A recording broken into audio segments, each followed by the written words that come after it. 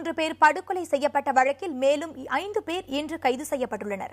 இதுகுறித்து நமது செய்தியாளர் மார்டின் கூறியதை பார்க்கலாம்.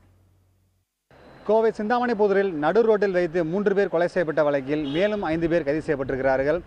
கும்பகோணம் பகுதியைச் சேர்ந்த விவேக், ராஜேஷ், சுந்தரமூர்த்தி, சரவணகுமார் ஆகிய 4 மற்றும் திண்டுக்கல்லைச் சேர்ந்த தினேஷ் ஆகிய 5 கைது செய்யப்பட்டிருக்கிறார்கள். இவர்களை இன்று அதிகாலை குற்றவியல் நடுவர் நீதிமன்றம் எண் 7 நீதிபதி ஹேமந்த்குமார் அவர் வீட்டில் சென்று காவல்துறை அந்த 5 நபர்களையும் ஆஜர்படுத்தினார்கள். இவர்கள் 5 நபர்களுக்குமே வரும் 12ஆம் தேதி வரை நீதிமன்ற காவல் வைக்க நீதிபதி உத்தரவிட்டுள்ளார்.